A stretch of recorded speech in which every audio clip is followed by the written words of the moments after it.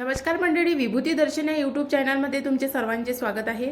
आपल्या सर्वांना माहीत आहे, हिंदू धर्मातील सर्वात मोठा आणि सर्वात दिवस चालणारा सण कोणता असेल, महोत्सव कोणता असेल तर तो नवरात्रीचा आहे। नवरात्रीच्या 9 दिवसांमध्ये आपण देवीच्या 9 रूपांचे पूजन करतो आणि अतिशय मनोभावे नवरात्रीचा उत्सव हा साजरा करतो। या नवरात्रीच्या उत्सवामध्ये आपण 9 दिवस उपवास करतो आणि आपल्या इच्छापूर्तीसाठी आपण 9 दिवस देवीच्या वेगवेगळ्या रूपांचे पूजन करून आपली इच्छा पूर्ण करण्यासाठी देवीची आराधना करतो। तर आजच्या व्हिडिओमध्ये तुम्हाला संपूर्ण माहिती देणार आहे। नवरात्रीमध्ये कोणते पदार्थ खावे, पूजन कसे करावे, नवरात्रीमध्ये कोणत्या चुका करू नये, कोणते पदार्थ खाऊ नये किंवा कोणते पदार्थ खावे आणि साधकांनी देवीची पूजा कशी करावी जेणेकरून आपली इच्छा पूर्ण होईल आणि 9 दिवसाचं जे आपलं व्रत आहे, उपवास आहे त्याचं सुद्धा आपल्याला फळ मिळेल। तर याची संपूर्ण माहिती मी तुम्हाला आजच्या व्हिडिओमध्ये देणार आहे, त्यामुळे व्हिडिओ शेवटपर्यंत बघा। चॅनलवर जर तुम्ही नवीन आहात तर चॅनलला सबस्क्राइब करा, बेल आयकॉनला प्रेस करा, व्हिडिओ जास्तीत जास्त लोकांपर्यंत शेअर करून कमेंट्स करायला अजिबात विसरू नका। चला तर व्हिडिओला सुरुवात करू। अश्विन महिन्यामध्ये येणाऱ्या शारदीय नवरात्रीला हिंदू धर्मामध्ये अतिशय जास्त महत्त्व आहे। या 9 दिवस दुर्गा मातेची पूजा आणि दुर्गा मातेच्या नावाने उपवास करून साधक आपली इच्छा पूर्ण करत असतो। नवरात्रातील हा उपवास देवीसाठी केल्याने या उपवासाचा फायदा आपल्याला शरीर, मन आणि आत्मा यांना संतुलित ठेवण्यासाठी होतो। म्हणून जीवनशैलीमधून, आपल्या रोजच्या जीवनशैलीमधून बाहेर पडून मनाला आणि शरीराला जास्तीत जास्त आरोग्य संपन्न करण्यासाठी हे उपवास करणे अत्यंत महत्त्वाचे असते। जर तुमची इच्छा नसेल तरी तुम्ही नवरात्रीतले जे 9 दिवस उपवास चालतात हे उपवास अवश्य करावे।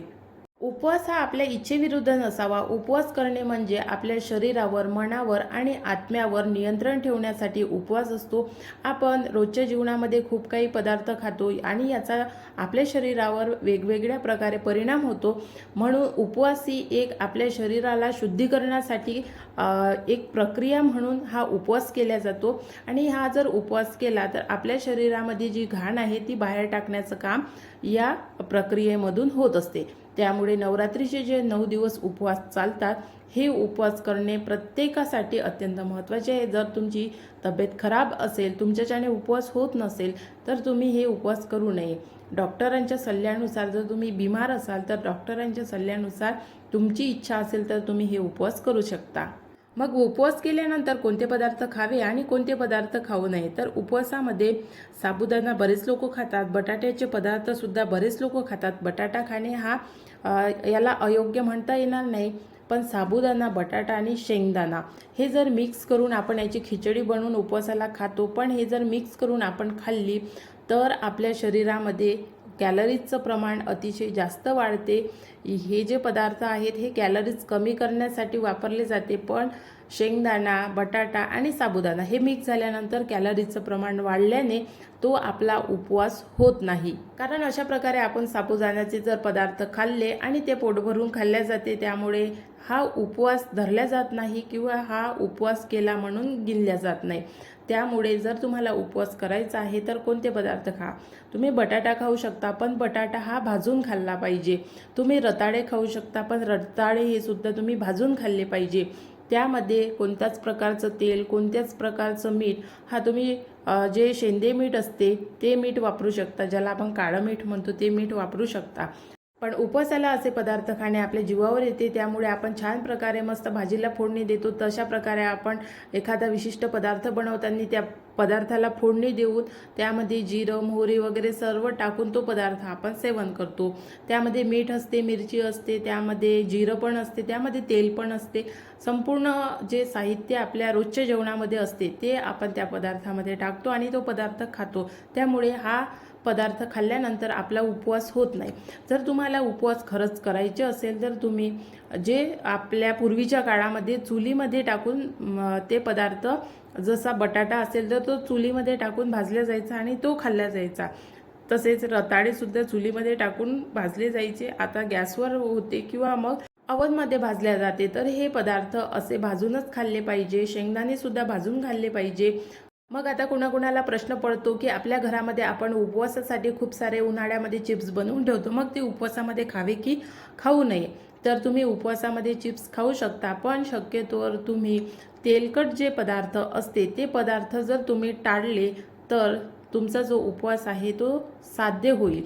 मात्र तुम्ही या उपवासादरम्यान तुम्ही काजू खा, बदाम खा, शेंगदाणे खा, खारीक खा, खोबरं खा, ज्युसेस प्या, फ्रूट्स खा. हे जे पदार्थ आहे हे तुम्ही खाऊ शकता. यामुळे तुमच्या शरीरामध्ये कॅलरीजचं प्रमाण वाढत नाही आणि तुम्ही जो उपवास करता तो उपवास तुम्हाला त्या उपवासाचं फळ मिळते किंवा त्याचा आपल्या शरीरावर चांगला परिणाम होतो.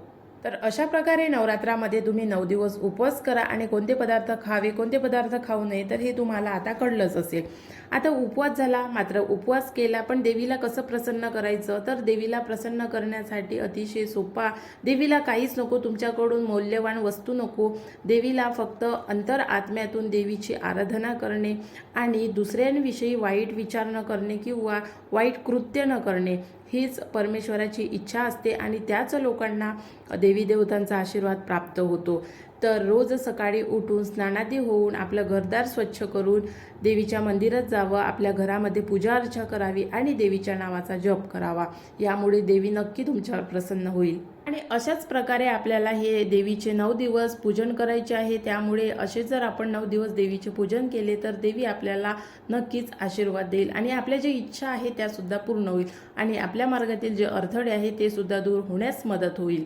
आणि हेच पूजन आपण 9 दिवस झाल्यानंतर सुद्धा याचप्रमाणे जर आपण आपलं जीवन जगलं तर आपल्या जीवनामध्ये नेहमी परमेश्वराचा आशीर्वाद राहतो. आपल्यावर कोणतेही संकट आले तरी त्या संकटांना तोंड देण्यासाठी परमेश्वर आपल्याला ती शक्ती देते आणि सोबतच त्यांची साथसुद्धा असल्यामुळे आपल्याला त्या संकटातून दूर होण्यासाठी मदत मिळते. अशा प्रकारे 9 दिवस देवीचे उपवास करावे, देवीला प्रसन्न करण्यासाठी देवीचे रोज पूजन करावे, देवीच्या नावाचा जाप करावा. त्याचप्रमाणे देवीला जे आवडीचे पदार्थ असेल त्या दिवशी ते एक पदार्थ मात्र निश्चित करावा आणि संध्याकाळच्या वेळी ज्यावेळी आपण उपवास सोडतो त्यावेळी तो पदार्थ आपण सुद्धा ग्रहण करावा. आणि या नवरात्रीच्या दरम्यान कोणत्या चुका करू नये तर सर्वात महत्त्वाची चूक म्हणजे नवरात्रीच्या दरम्यान कधीही सूर्यनारायण निघाल्याच्या नंतर उठू नये. सूर्यनारायणाच्या आधी उठावे.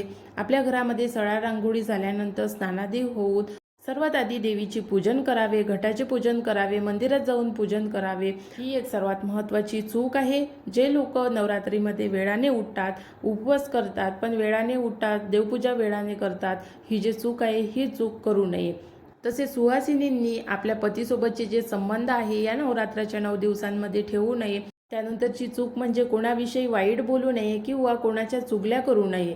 तसेच नवरात्रीमध्ये केस कापू नये, नखे कापू नये, दाढी करू नये. जर तुम्ही पुरुष असाल आणि पुरुष लोकसुद्धा नवरात्रीचे उपवास करतात तर तुम्ही दाढी आणि कटिंग करू नये. त्यानंतरची चूक म्हणजे नवरात्री दरम्यान बरेच लोक देवीच्या नावाखाली भिक्षा मागायला येतात. तर अशा लोकांना आपल्या घरामधून रिकाम्या हाताने पाठवू नये. निदान त्याला काही ना काहीतरी आपल्या घरामध्ये जे कोणतीही वस्तू असेल तर ती वस्तू पोळीसुद्धा असू शकते, भाजीसुद्धा असू शकते किंवा मग त्या व्यक्तीला घरून जेवण करून जा एवढं म्हणून त्या व्यक्तीला आपल्या घरामधून भोजनदान करून पाठवावे किंवा मग एखादी कोणतीही वस्तू देऊन पाठवावे. खाली हात त्याला पाठवू नये.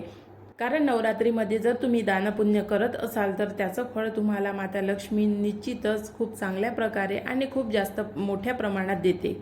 त्यानंतरची चूक कोणती आहे तर त्यानंतरची चूक ही आहे की ही फक्त पुरुषांसाठी आहे आणि ती सर्व पुरुषांसाठी नाही. जे पुरुष स्त्रियांचा अपमान करतात अशा पुरुषांनी नवरात्रीमध्येच काय तर कधीही नेहमीसाठी स्त्रियांचा अपमान करू नये. ज्या घरामध्ये स्त्रीचा अपमान होतो त्या घरामध्ये लक्ष्मी वास करत नाही. तुमच्या घरामध्ये नेहमी कटकटी राहतात, नेहमी तुमच्या घरामध्ये आर्थिक तंगी राहते, पैशाची नेहमी चणचण राहते आणि इतरही गोष्टींची नेहमी तुमच्या घरी वाद होऊ शकतात किंवा मग तुमच्या घरामध्ये कधीच वातावरण चांगलं राहत नाही. तर अशा प्रकारे ह्या नवरात्रीमध्ये चुका आहे ज्या तुम्ही करू नये. इतरही चुका आहे मी आधीच्या व्हिडिओमध्ये सुद्धा सांगितलेले आहे. जर तुम्ही तो व्हिडिओ बघितला नसेल तर जाऊन बघा. नवरात्रीचे 9 रंग, नवरात्रीमध्ये कोणत्या चुका महिलांनी करू नये, कोणत्या महिलांनी घटस्थापनेची पूजा करू नये, इतर संपूर्ण माहिती जे आपल्या चॅनलवरती व्हिडिओ येत आहे त्या व्हिडिओमधून मी देतच आहे. म्हणून आजचा व्हिडिओसुद्धा तुम्ही इतर लोकांपर्यंत शेअर करा. जर आधीचे व्हिडिओ बघितले नसेल तर ते सुद्धा व्हिडिओ बघा. आजचा व्हिडिओ कसा वाटला कमेंट्स करून सांगा. व्हिडिओला लाईक करा, चॅनलला सबस्क्राईब करा आणि व्हिडिओ जास्तीत जास्त शेअर करा.